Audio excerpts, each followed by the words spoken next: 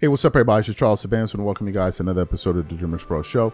We cover everything from sports, hot topics, classic debates, entertainment, and we give you guys a fresh perspective on things and how we see them. And today we have a hell of a show in store for you guys. But before we get into it, please make sure you like the video and subscribe to the channel. And folks, today we're going to go off.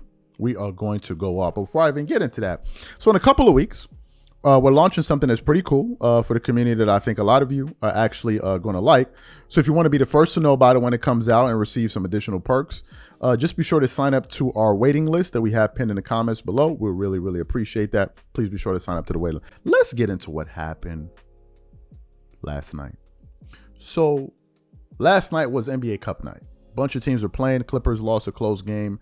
The Boston Celtics won a close game. There was some pretty entertaining bouts.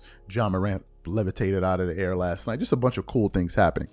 But towards the tail end of the evening, there were the final games, and one of them was between the Los Angeles Lakers and the number one seed Oklahoma City Thunder. If I'm not mistaken, I think they were the number one seed going into last night. And yes, they are still the number one seed with the Rockets at number 2, right?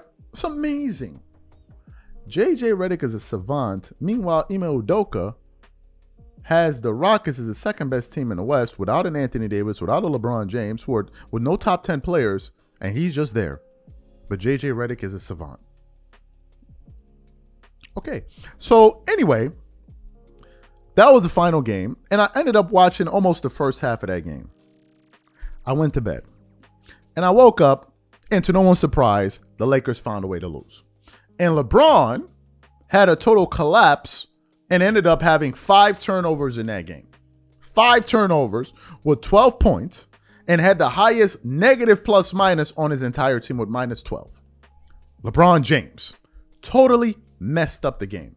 But what's even worse than the fact that LeBron James having 12 turnovers was how LeBron was playing.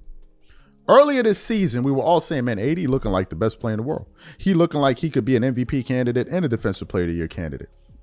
The reason that was because for the first time in the 7 years that Anthony Davis had been a Los Angeles Laker, this was the first time AD was actually leading the team in shot attempts.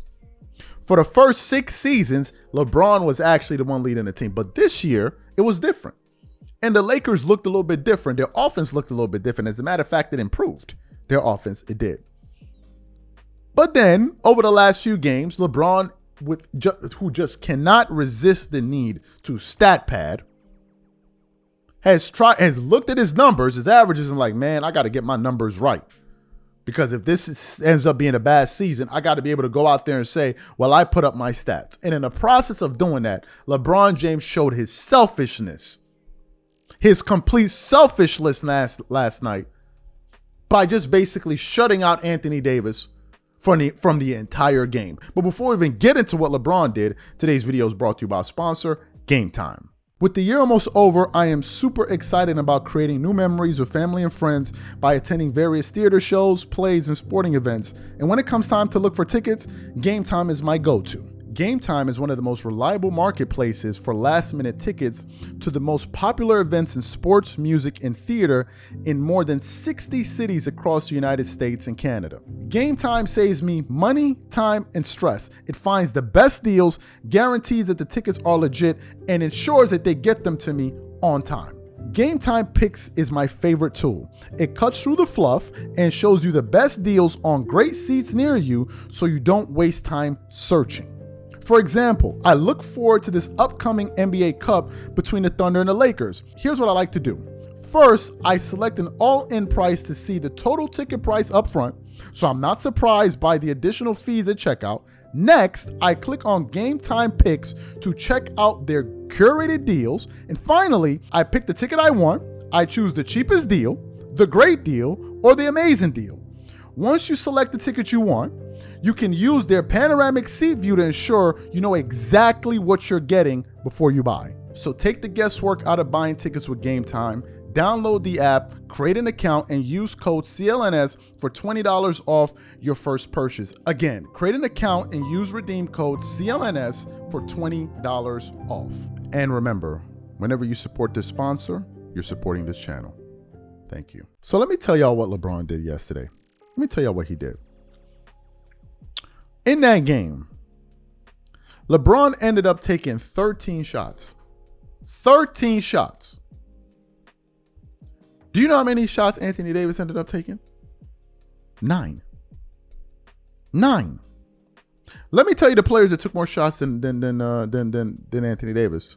LeBron James, Dalton Connect, Austin Reeves, and D'Angelo Russell. All of those guys took more shots than LeBron. Now, why did I say as JJ Redick watches and does nothing?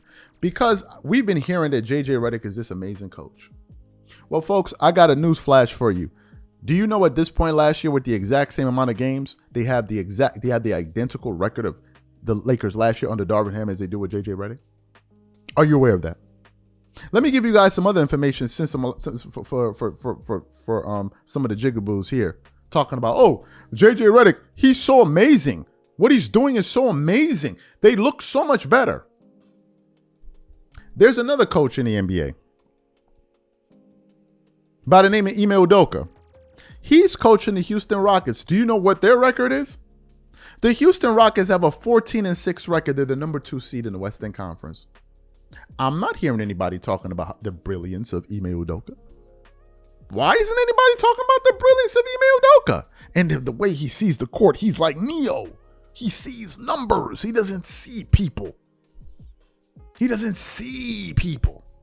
And Ime has the Houston Rockets as the second best team in the Western Conference without the second best player, according to some of you dudes out there, and a player that is being considered for MVP and Defensive Player of the Year.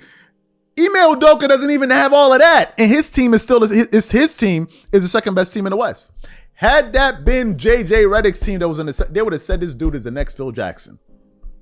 They would have been putting up stupid graphics of, let's look at the first 18, 19 games of Phil Jackson's coaching career with the Bulls, and let's look at what JJ Redick is doing. Man, it looks like he's at that.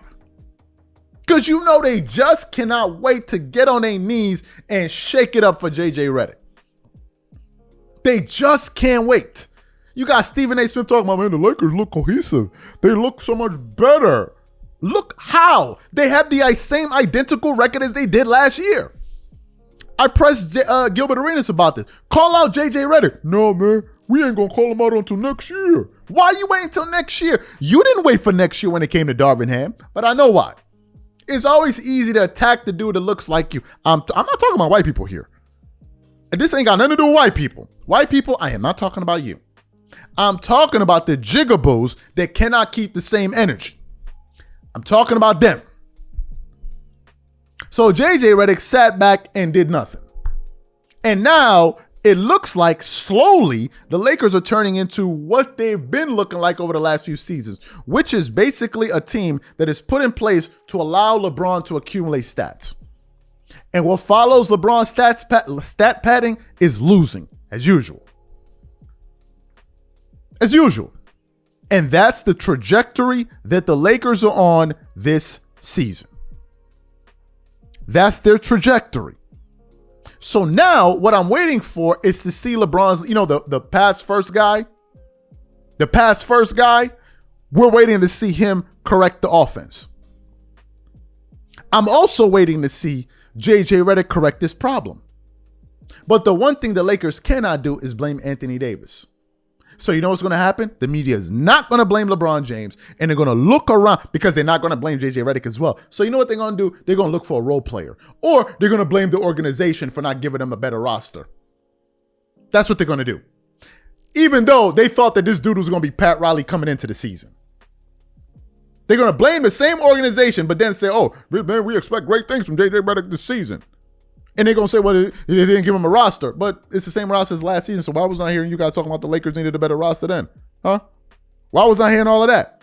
We know you dudes. You dudes are going to get exposed this season. And I'm going to keep pointing it out until I'm blue in the face with it.